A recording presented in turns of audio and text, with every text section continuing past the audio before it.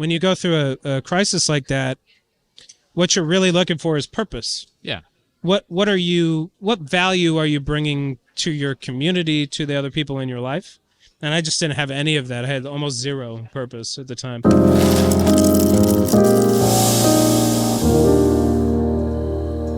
Hello and welcome everybody to LongStory Short, the podcast. This is a collection of side hustles, cool jobs, and interesting hobbies from your coffee shop regulars.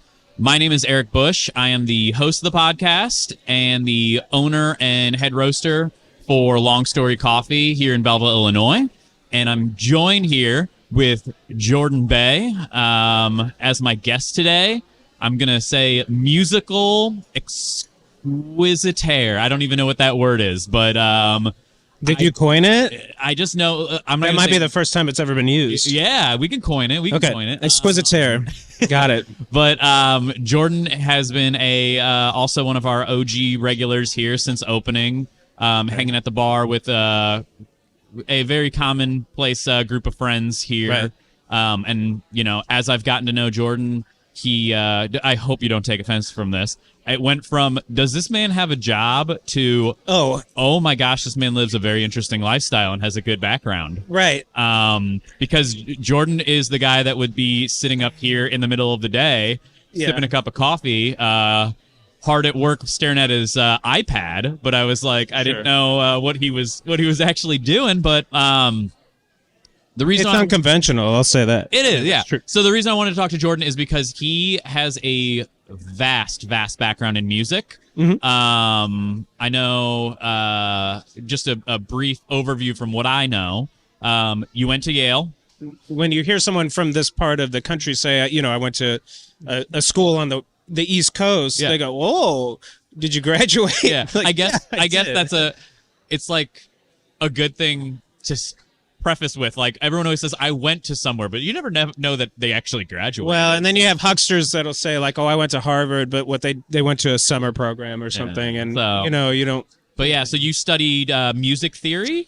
Yes. At Yale. Yes. So the music degree at Yale is theory and history. It's almost entirely based around classical music, actually. But okay. Yeah. And then after that, I know currently you are involved in some local bands, music groups around here. Right. So I play bass in a band that kind of just got started. It's like a blues band, and we're trying to figure out what we sound like. And then you did, you've done some musical appearances here. You set up some jazz stuff here for us. Right, yeah. And then you also teach, correct? I do. So let's rewind, though. Let's start kind of early on. What age, like where did you start at? Like, were you little baby Jordan there with like the little colorful keyboard with 6 keys on it, playing as a baby, or where did this all start from? Well, so I guess by way of explaining, my family background in it, my neither of my parents were particularly musical. Mm-hmm. Although they enjoyed music, they didn't play. My grandfather on my dad's side of the family played woodwind instruments in I guess it was the Navy band in World War II. So he was a clarinet and saxophone player. Okay. And so I guess that's where it kind of comes from, or my interest in it kind of comes from that. Was your grandfather kind of like the first like notable, like not just like a hobbyist, but actually like was part of something? I don't know. He's the only one that I know of for sure. I'm sure that almost every family has musically oriented people. Yeah. Right? Even if it's just kind of tooling around on a guitar or something like that, right? There's almost always, or singing, there's almost always someone who's musically inclined. Yeah. Right, in your family. But yeah, my grandfather's the first one that I know of that had a sort of a job, I guess, playing. Yeah. Right. And so when I was younger, I didn't start playing instruments. I wasn't drawn particularly to instruments. I remember when I was, I don't know, I must have been 4 or 5 or something. And I know I must have been that age because I was still interested in Sesame Street. And that'll make sense more that was only 4 or 5. Well, when I explain it, it'll make sense. Right? Yeah. So I remember standing in the bathroom in my house, and I was flushing the toilet over and over again. to listen to the sound of the toilet flushing, and my mom was like, "What are you doing?" Right? And I said, "It sounds the same as Sesame Street." What? And so, but I didn't realize what, it didn't occur to anybody what that meant. But what I had picked up on was that the fundamental tone of the toilet flushing was in the same key as the Sesame Street jingle. Oh my gosh. So there, like, I do have a natural kind of inclination for hearing pitch or hearing, melody, and I'm drawn to it. Yeah. Right? But I didn't really start playing anything with any intent until in Belleville in 118, they start kids in 4th or 5th grade. And so we started on clarinet because that's what my grandfather had. We had a hand-me-down clarinet for my grandfather. And then I got interested in jazz, and so I started playing saxophone in 6th grade to play in the jazz band. Yeah. And then I kind of just got obsessed with playing. And, before the podcast started, I was talking to you a little bit about some of the ideas that I've developed about how people learn. Yeah. How people become interested or succeed at being musicians. Yeah. And there's the natural inclination, that's part of it, but there's too much emphasis put on genius or you're so talented. I hear that a lot. Yeah. And the truth is, I didn't really get good at music until in 7th grade. I remember, we always had family dinner. We come home from school, we do our homework or whatever, play video games. We had family dinner, and then after dinner, everyone would kind of hang out in the living room and watch TV. Yeah, yeah. And at that time, Friends was like the big show. But there was... I was more of a Seinfeld kind of guy myself. Yeah, but, it was already syndicated, right? So it was not only that you'd have new Friends on Thursday night, but you'd had syndicated reruns like every day. And so that was my sister's favorite show. We would watch Friends constantly. And I remember there was one point where... there was a Friends rerun that I had already seen 2 or 3 times. Okay. And I was like, I'm not going to sit through this again. Like, this isn't even a good episode. So I decided I was going to retreat to my room. And I went like, well, what can I do here? You didn't have a Nintendo 64 or... I didn't have a TV in my room. Didn't have any of that. Yeah, so just... like, I had my saxophone, and I was, so I said, well, I'm going to practice. Yeah. Because, by that time I had already been in private lessons, and your teachers kind of, abscond you for not practicing. They're constantly saying, but like, you were what, like 7th grade, you think, at this time? Probably.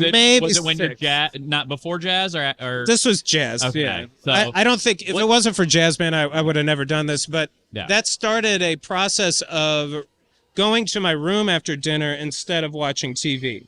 Which, for anyone in middle school, that's an insane thing to even think about. Like, I can't even imagine. Middle school me would have never with iPads and the internet and stuff like that. I can't imagine making that decision. Yeah, that was the pivotal decision. Was okay. I'm going to spend an hour or 2 every night actually playing. Yeah, and I didn't realize this at the time because nobody explained this to me. But the truth is, when you put time and effort into something over the course of weeks, months, and years, that's when you actually develop skill. Yeah. Right? So you can have an inclination for doing something, but without the effort, there's like the myth of the 10,000 hour rule, right?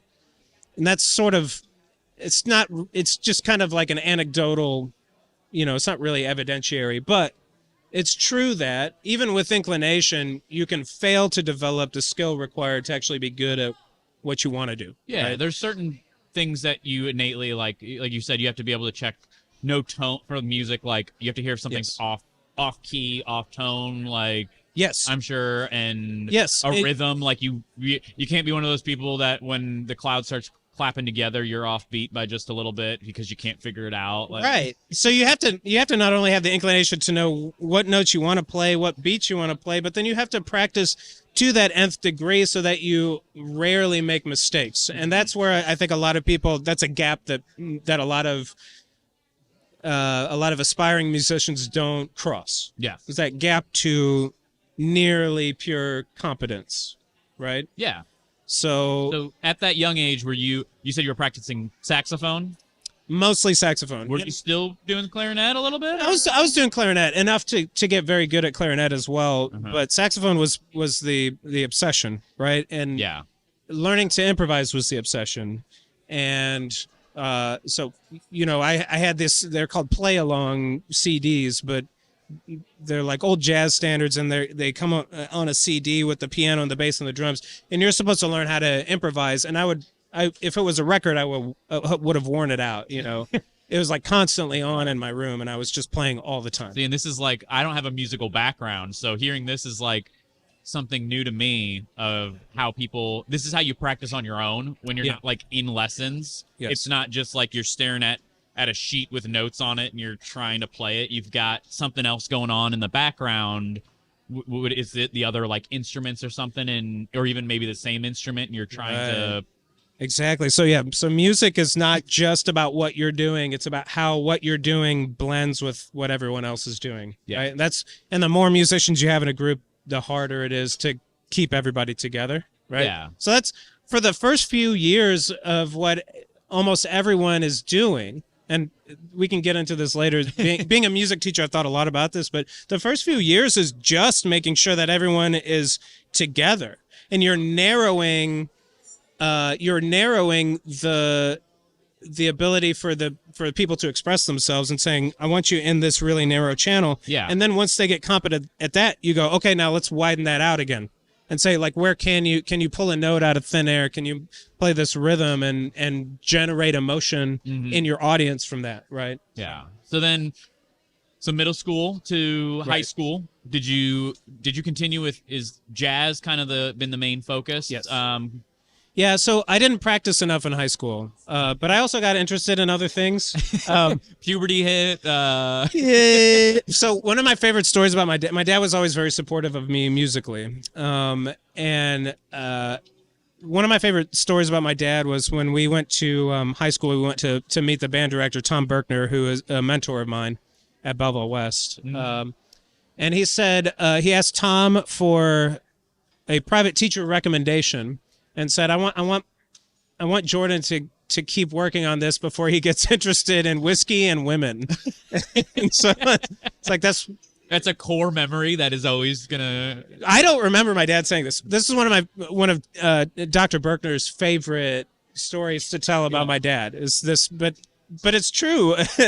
After a year or two, I started going, okay, well, music is cool, but there's a lot of girls in theater.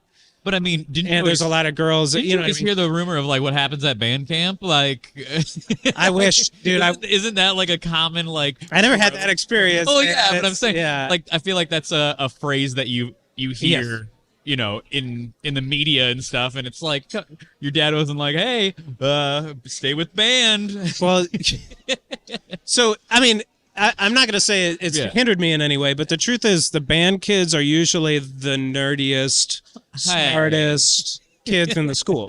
They're the ones that care about, because you have to step away from the TV and video games and friends and go in your room and play music. And to actually succeed in band in high school, you have to care about the result. Yeah.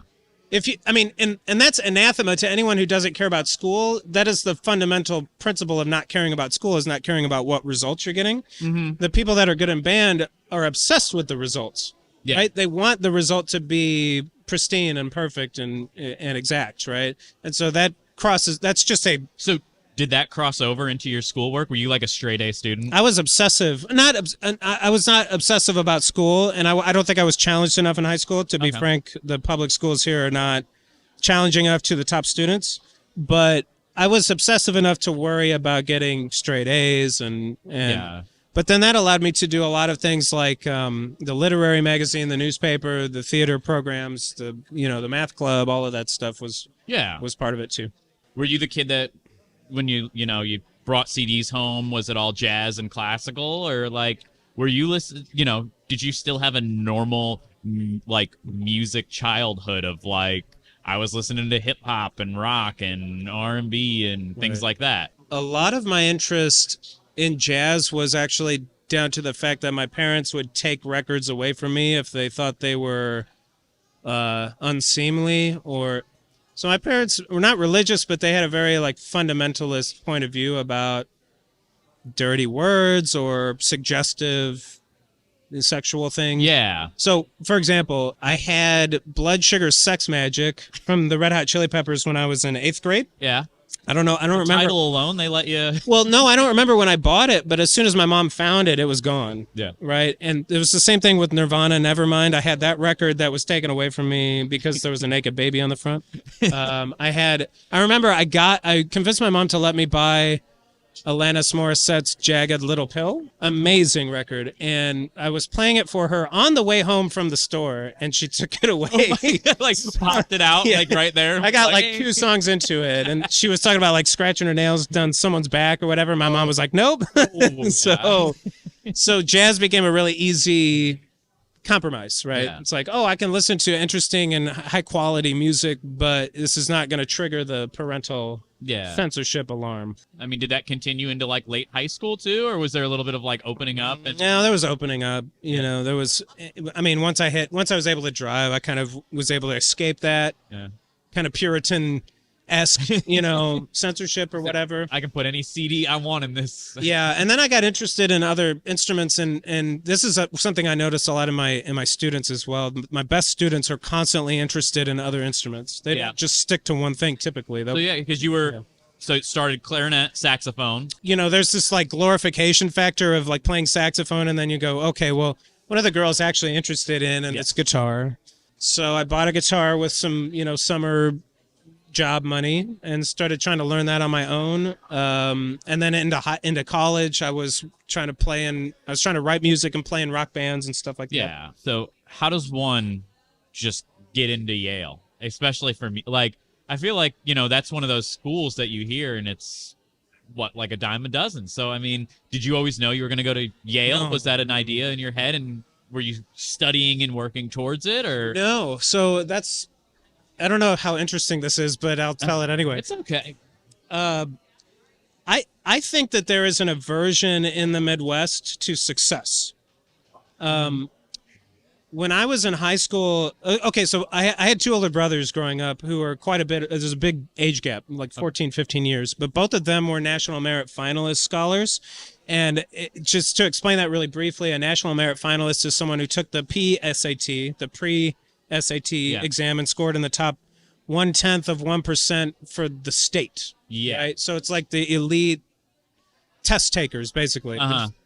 It's not necessarily the best students or whatever, but those who succeed at the tests the best. And historically, there's been a lot of colleges will offer really pristine kind of scholarships to attract those kids. And so both of my brothers went to University of Houston, oddly enough. I mean, we're in St. Louis. Yeah. They go to University of Houston on a fully paid scholarship. So they went for free. So there was an expectation that I would do well at those.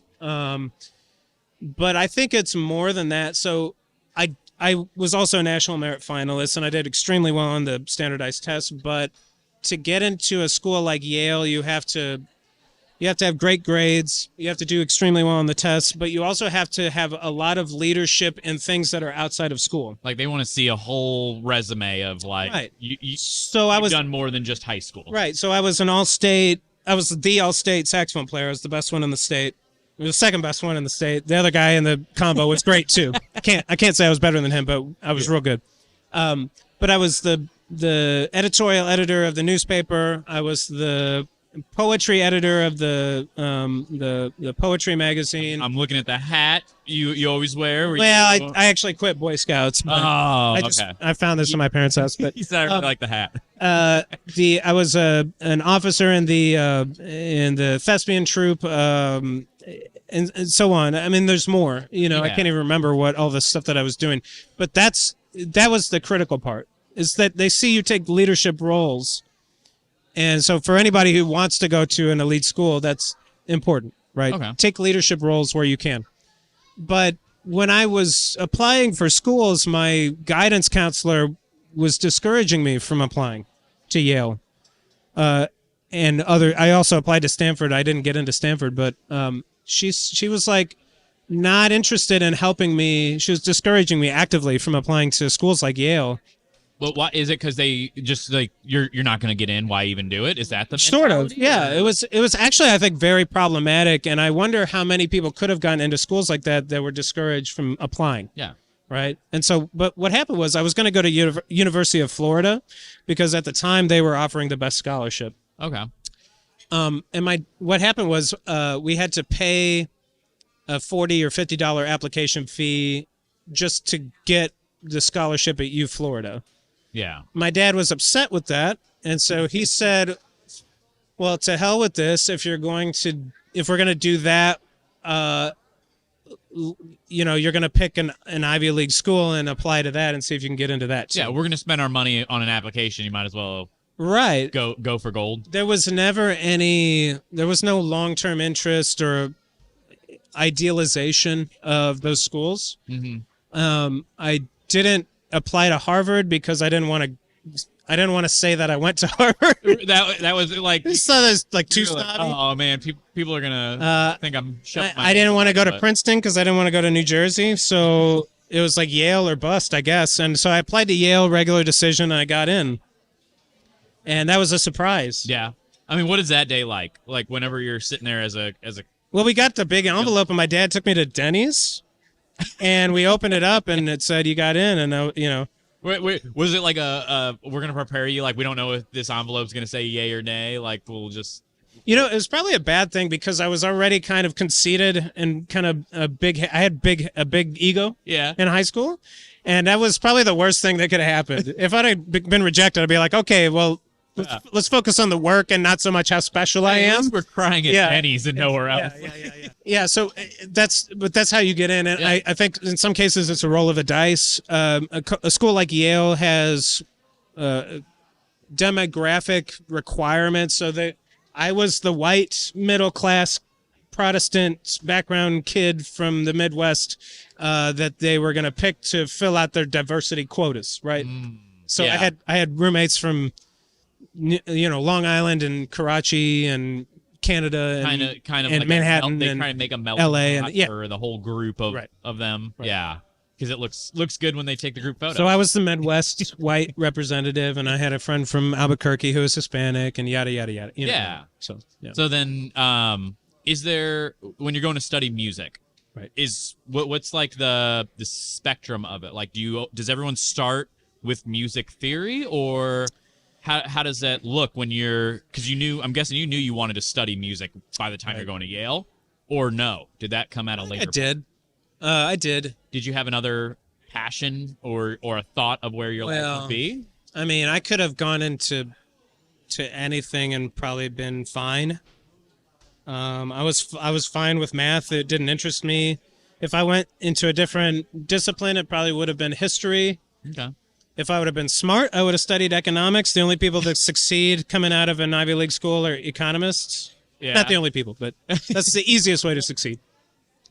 And medicine, right? But I was not interested in medicine. That was, Yeah. But no, that's an interesting thing. So there's two ways to go about studying music. One is performance oriented.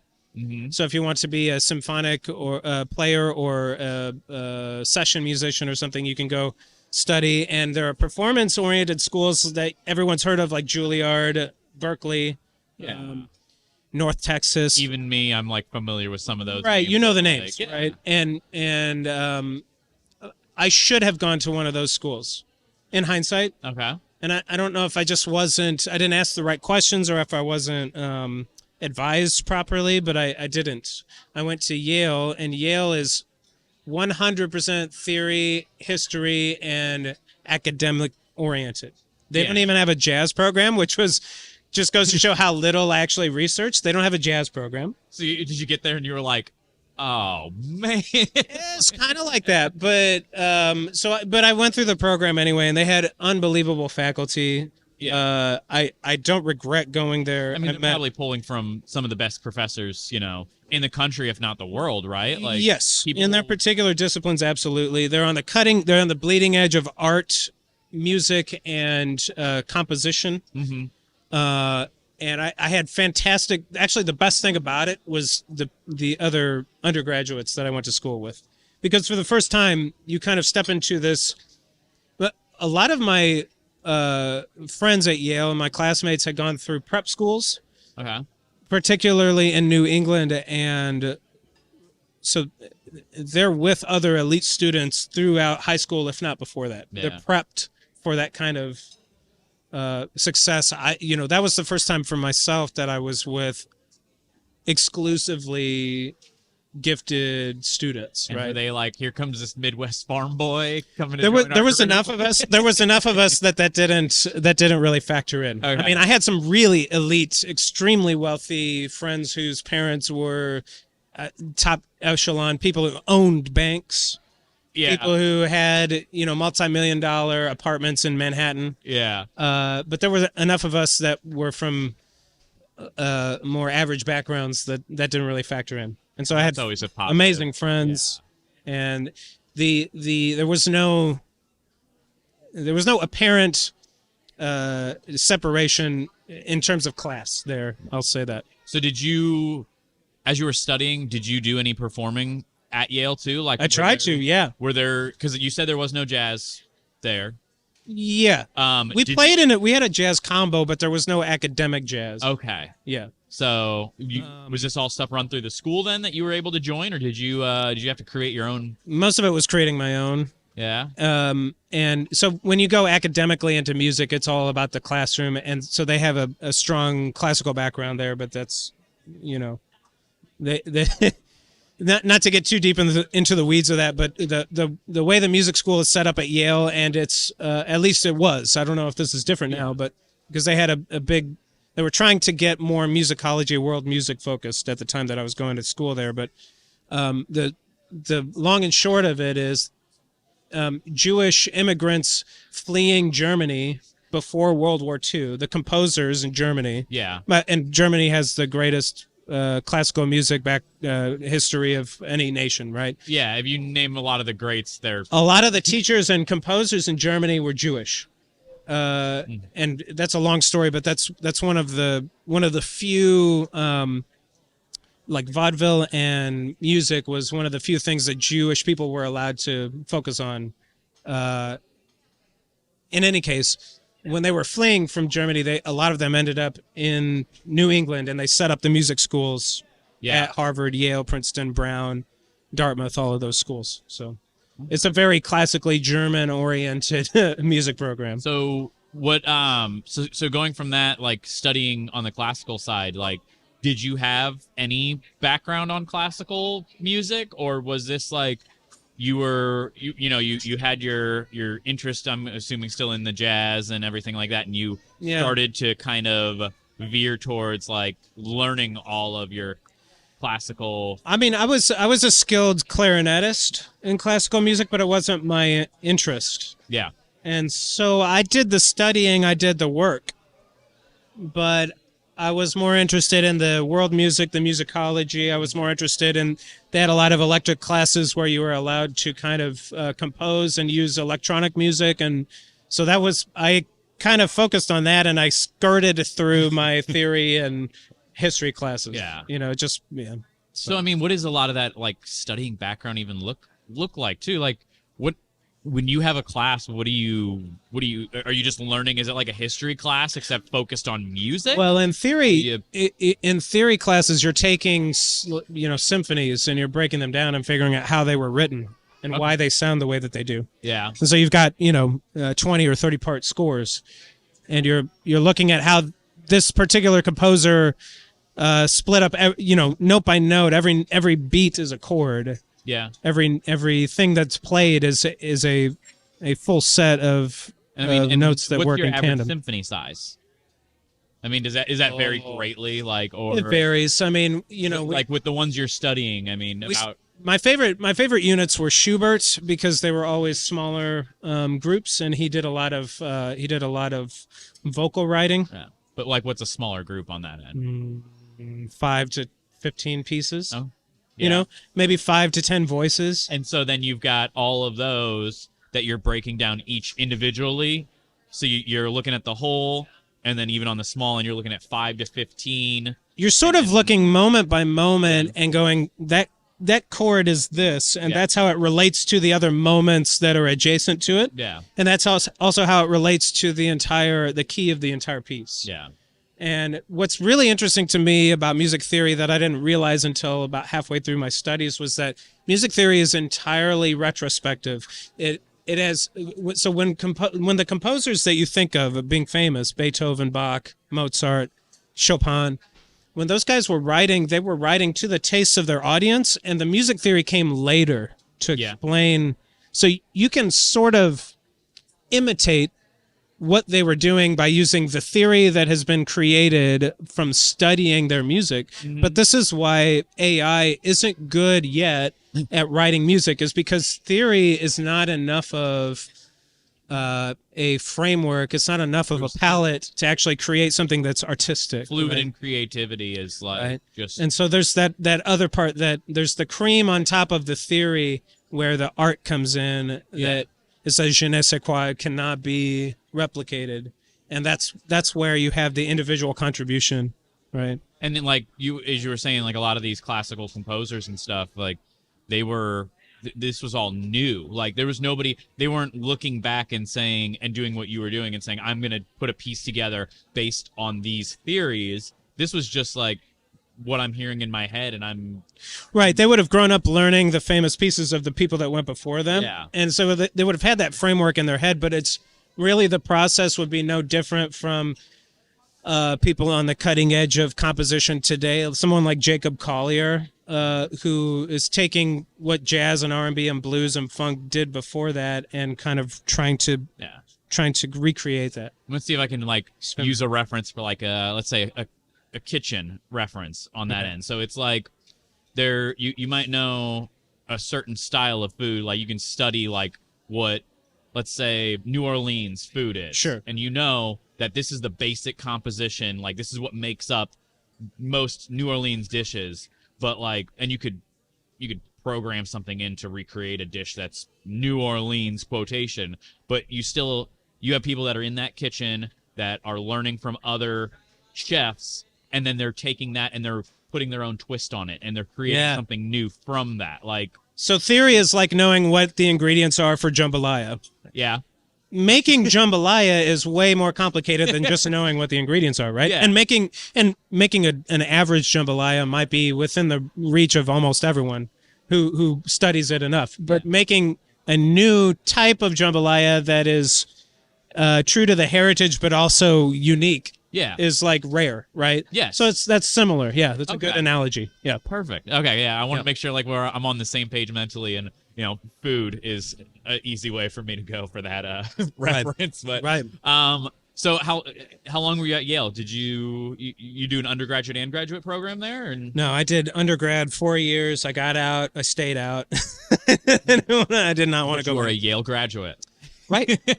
And then from there, what was identity crisis, confusion, not knowing what to do, because when you graduate with a college degree in music theory, you're not exactly inundated with job offers. Did like while you were going to school, did you always have people asking the question like, "What are you going to do with your life? Where are you going to go?" Like, I did not, and it would have been helpful actually. Maybe. Yeah. Like, I remember senior year, I had a friend who was studying economics, the aforementioned guy whose dad essentially owns a bank. And he was going to these job fairs at school trying to get a job with Google or with, and I'm like, why would you do that? It's ridiculous, And then you're like, oh. But I graduated. I didn't have a plan. Yeah. And it actually caused a ripple effect throughout the next several years of my life where I was taking jobs that, I think you kind of meander your way through and you end up where you end up. And I'm glad that I'm where I am right now. But I didn't ever get that like excellent job out of school. I didn't do that. Yeah. I got average jobs. Did you like coming out of school then? What was one of your first like music oriented jobs? I started by essentially managing a music store, an instrument store. And I was doing fine in that. And then I switched jobs from that. I worked for a law firm for a while as a paralegal, and I wasn't good at that.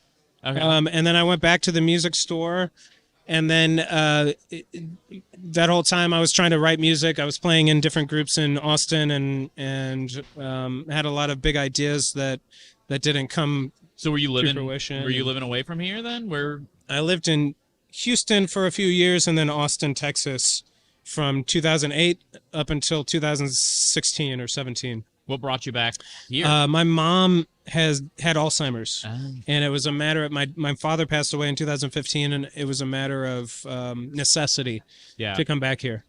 And so I was looking after her for a long time. Okay. And so that brought you back into the area and then doing the music store thing in Texas. Right. Came back. Did you stick with music like immediately when you came back, or what did you? I think I spent a while trying to find my feet. I think I was pretty depressed at the time, Yeah. and having not succeeded in business or jobs or whatever, the delusion that I had that I was special had like totally evaporated. Right? It's just like, well, that's not working. Whatever you're doing is not working. You're not getting promoted. You're not getting the nod from the higher ups. You know what I mean? So. Yeah. Then it was a lot of searching, a lot of soul searching, a lot of digging into my own personality, finding weaknesses, making adjustments, trying to figure out what was going to provide. Because here's the problem: is when you go through a crisis like that, what you're really looking for is purpose. Yeah. What value are you bringing to your community, to the other people in your life? And I just didn't have any of that. I had almost zero purpose at the time. So looking after my mom, who was terminally ill, was the foundation of the purpose. One purpose that, you could hold on to that. But right. And it was extremely challenging, and I wouldn't change anything about it, but it was very, very difficult. Yeah. And then were you teaching, because I know right now you're teaching at a school, correct? Or for a school, but not. I teach music lessons at Carriel Middle School for the D9 O'Fallon D90 middle school students, and I teach at Accent Music Lessons in Swansea. Okay. And I came to that after we had to put my mom in a nursing home, and then it was almost a year before I really figured out what I needed to do. I spent almost a year because there was so much emotional. I'm not going to say damage, but there was so much weight on me from that experience of because you're trying to take care of your terminally ill parent, and there's intellectually that there's nothing you can do to improve the situation. Yeah. But you still absorb the responsibility because it's a failure. Yeah. Over time, Alzheimer's is a failure over time, and irreversible. It's coming, and there's nothing it's you coming can do about it. Like, but you still go, well, we can slow it. We can make it better. We can make it easier. And every inch you take toward the inevitable is very emotionally difficult to deal with, right? So after that, I spent almost a year kind of wallowing and not doing much of anything productive. I started teaching, and did that start? That sort of saved me emotionally and mentally. Where did you start at? Did you start did you get a job with somebody, or were you just doing privately? Because I think you were explaining to me a couple days ago, about the whole thing of like, to get lessons you need to be at somewhere to get recommended, and then how that works. That's helpful. So did you kind of just put yourself out there on like Facebook and say, hey, like, does anybody need music lessons? And here I am. Or did you go and start working with somebody? So I knew a couple of the band directors around here. The guy at West, the guy teaching at West currently, I went to high school with, fantastic trombone player named Michael Pond Jones. And I went through the band director at the 118 at the junior high level, Tony DiPasquale. I went through his band program. So I reached out to them and asked them for some recommendations. I started teaching at a place called Melodic Rhythms in downtown Belleville. I've seen it. Yeah, they got the big graffiti art on the back of the building. And ultimately ended up with some disagreements with their management, and ended up switching to Accent Music Lessons. And I can't say enough good things about Accent, but my first student at melodic rhythms, I still have. How many years was that now? That's been 3 or 4 years now, because what happened was she started band in Freeburg, and then they kind of pulled the rug because of COVID. Yeah. And so all the kids that had started that year just got their toes wet, and then there was no band for like a year. And so their parents sought out some private lessons, and she started taking lessons from me. And that sort of saved me in a way. At the time, I was trying to create a business where I was building decks and repairing patios and stuff. And so I taught myself how to do that. And that's one of the best things about kind of having that time, is that you can teach yourself how to do stuff. So I taught myself how to build decks, and I did that for a year or two. Yeah. And just to kind of keep some income coming in. But then I eventually gave that up because I was making more money teaching. Yeah. Was it more fulfilling as well? Is there? I could teach. If I could teach all day, every day, I would love it. I mean, I really do. It's not that it's frustration free, but I love the process of. It's the light bulb effect when you are able to teach somebody something and then it clicks. It's amazing. Yeah. And teaching has also allowed me to kind of codify a lot of the things that I sort of know about success, about hard work, about work ethic. Yeah. In a way that I can explain it to other people.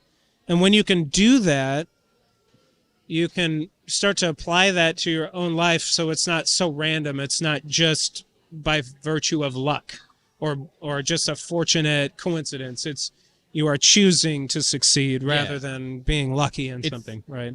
It's really easy. They always say like the easiest way to learn something is to teach somebody else that thing. And is it kind of like you're teaching these practices to these kids that are involved with music, and you're seeing how you can reflect it upon your own life in a way of like, right. I'm telling these kids that they need to be working hard if they want to be better at this, and they need to be studying, and they need to do, you know, have a better lifestyle, a healthier lifestyle, and then like, why am I not doing this? Like, yeah, well, you become hypocritical, right? But also you have to get better yourself. I have students that are pushing me. Yeah. And so I can't just sit there and ride on the coattails of my previous work. Yeah. It's like I'm constantly working. Well, because music's constantly evolving too, right? Sure. Like there's that, but like, what do you teach mainly? Is it can you teach any instrument? I could teach a lot. I could teach saxophone, clarinet, flute, guitar, bass. The vast majority of my income, and we'll get back to, of my income is from trading, stock market trading. Yeah. One of the odd things about having taken care of my mom when she was sick was that my brother was her power of attorney. And my brother and I, over the course of the last several years, have developed a way to invest her money in a way that's really profitable. Yeah. And so now that my mom has passed and we split the inheritance between my sister and my brother and myself, we're all kind of doing this method, and it seems like at any point, like the rug's going to get pulled out from under us. Like, it can't be this easy. It can't be this simple. But we're generating a lot of profit and doing this. But it's a job for you. Yeah, I spend about 20 to 30 minutes a day doing it. Yeah, I mean, it's a long job. But we're going to really quickly get to the point where we have, and so this is where the next 10, 20, 30 years of my life is going to be planned out. And assuming I can continue to be successful doing this, this has provided a reachable purpose for me that I can't wait for. So I have a lot of big ideas about things that I want to do. One is a singer-songwriter sweepstakes. But so I'm trying to come up with things that I can self-finance. Yeah. Right. Until they become profitable. But that would be, and you've met them. So I have a jazz combo of basically the best musicians that stayed around here. Yeah. And so I don't know if you've ever heard of Muscle Shoals. There's a really famous recording studio in Alabama, and they got really famous in the late 60s and the 70s. Okay. And so one of the and there's a great documentary about them, and it's sometimes on Netflix, but look up Muscle Shoals if you can. It was this guy and these local musicians in Nowheresville, Alabama. It's very similar to around here. Yeah.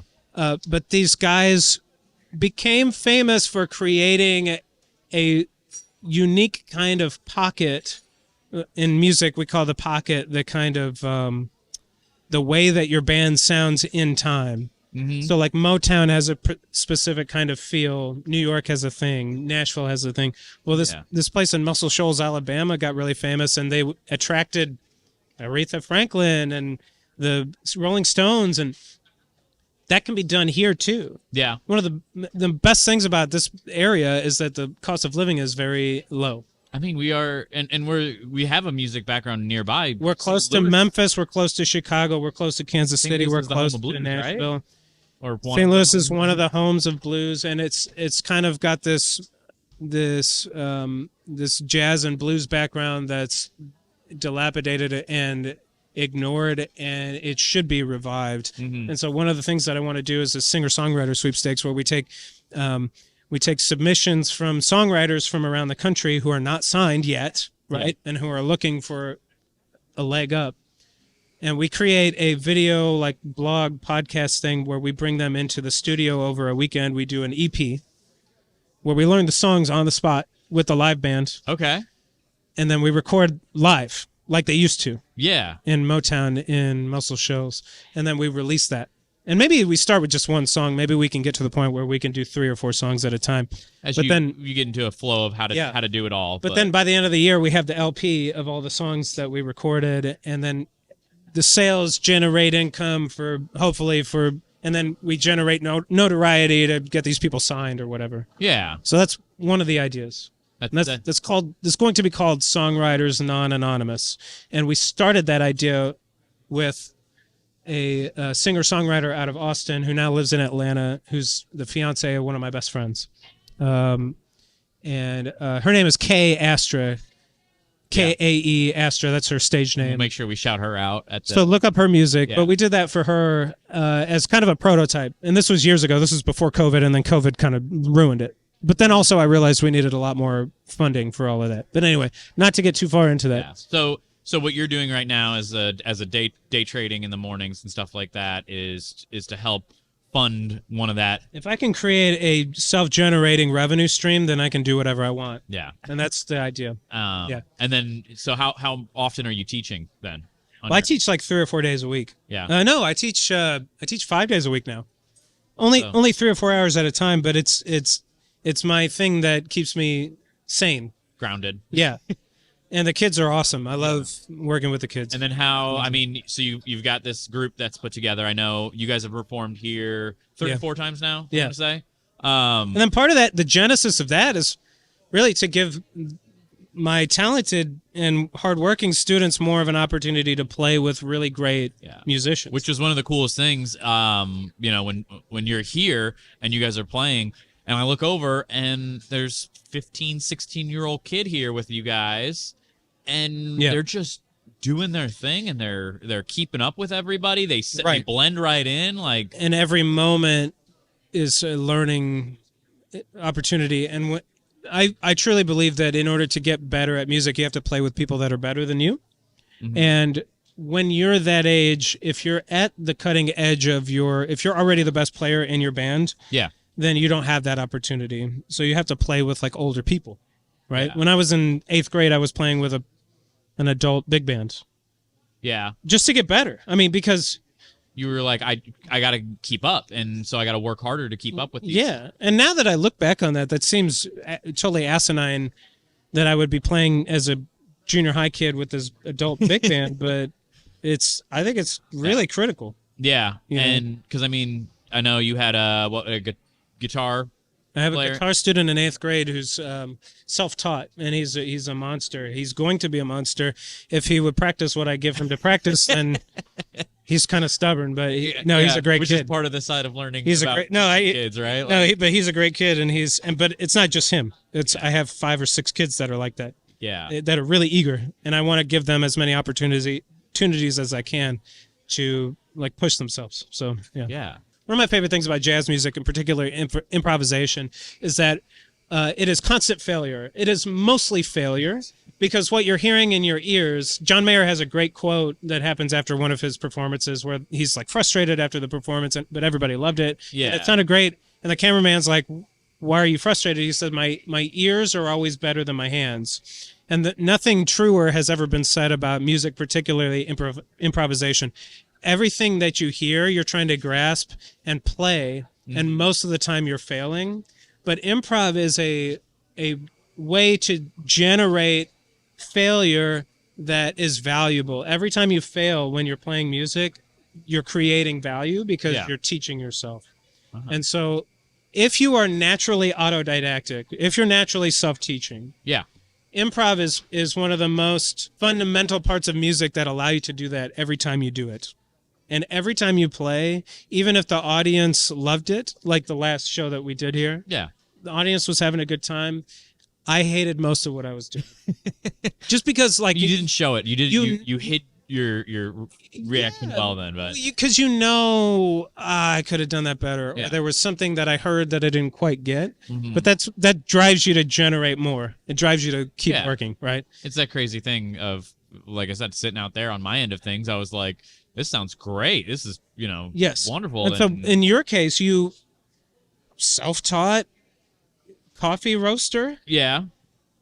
Doing and self-taught, kind of self-generating business, man. I guess I do the same thing. I'll pick apart my coffees. Like, people will come out and they'll drink something. They'll be like, "Oh, this tastes really good." And I'm like, "Yeah, well, there's this note on the back end that I noticed that I don't really like, or I was looking at my roasting profile and I wish I would have, done something different on this end of it." And you're more self-critical probably than most people would just say, "Yeah, that was a 9 out of 10, man. That was great." And you're like, "Oh, there's 10 things I would have done differently."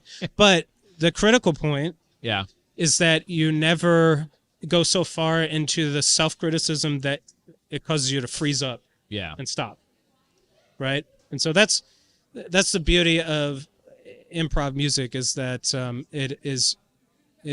it's permission to fail. Yeah. What's the hardest part about your day? Like,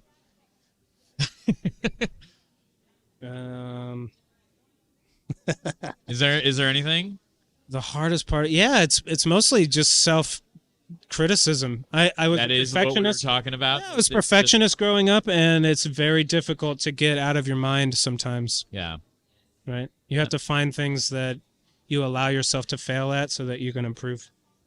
Okay. On the music end, what are you currently listening to? What do you... Well, Jacob Collier I mentioned him before. I think he's unbelievable. I think he's changing music.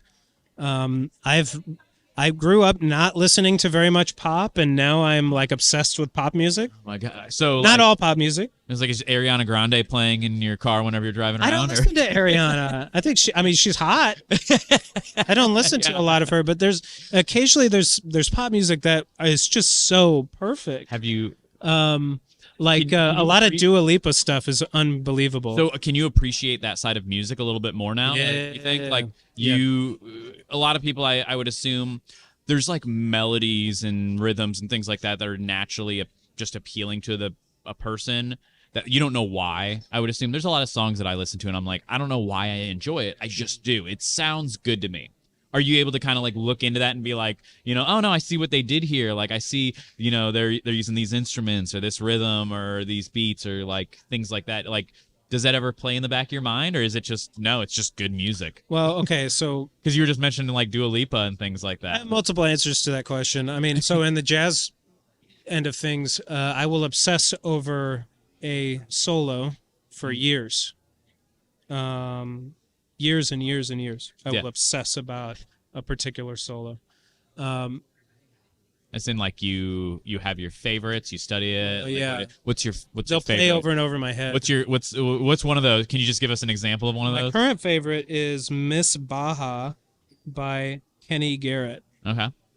But I can give you a list of 50 songs that are just unreal. But another one is what Cannonball Adderley did on Autumn Leaves. Oh my God! See, these are all things I'm gonna have to look back. Off the chart. It's off the chart. chart. Check them out. But like, so can you notice that in other genres of music of like what you enjoy? Yeah, about with those pop things? music, I was kind of snobby for a long time, and what brought me back around to pop, but I loved hip hop. I've loved rap since I was like 18 or 19 or 20. People are always like surprised to hear that. I'm like, Is dude, that hip hop and rap is just an extension of is that jazz and more blues. like a lyrical thing, or is that also the music composition? I mean, I love clever lyrics. Yeah. But I also love the way that each great hip hop artist has a voice and a style that's sort of like improv. I mean, when they're putting together a really great verse, it could be something as simple as something like. I mean, I don't know what Snoop Dogg might normally do. A very simple but just perfectly timed, Yeah. verse. Yeah. Or something as complicated as somebody like Talib Kweli, who will, within the same verse, put stuff both ahead and behind the beat in the pocket. Yeah. That's just like jazz. I mean, just as complicated, just as rhythmically complex as Which is anything any jazz musician has ever done. Which is like things like I mean, I love Talib Kweli. Yes. But I don't know. I couldn't tell you exactly why. If somebody's like, "Why?" Well, I mean, I like It's because he can start a single phrase ahead of the beat and end it behind the beat, and you're like, you're able to recognize, and you're like, Yeah. man, that's impressive. And I'm like, I don't even think about that end, like without being musically inclined or music background on my end, So it's kind of cool to be able to look and see those like behind the scenes on your end of that most people can't notice. One of the things that led me to obsess about pop music in the last few years probably is playing more bass. Mm-hmm. So playing in a blues band and bass, getting more obsessed with the bass, but also just knowing what it takes to create a perfect, a no mistakes, a no issues recording. Yeah. Self-encapsulated perfect recording. It doesn't happen very often. Even the best producers will have elements that aren't exactly right. Yeah. But then you listen to it's Dua Lipa, Don't Start Now or Don't. Okay. That's perfect. That is a perfect recording. Seriously, there is not a single beat. Nothing in that is imperfect. And then when you're listening to bass, like someone like Lizzo, for example, the bass players that they hire to do those studio recordings, they get no credit. They come in and they do like one or two takes. Yep. And it is just cooking. It is the fundamental part of like a Lizzo song. Yeah, like you can't have this pop stars, like none of these people would even be famous without. Some of them might be. Like, okay, there's some some of them might be, and a lot the best ones, the ones that stay, write a lot of their own material. But there is a magic that's involved in putting it together on tape that is just as much art as being able to play the part perfectly on the first or second time. But I mean, like I do, I've seen videos of like old school, like Jay-Z and things like that of them.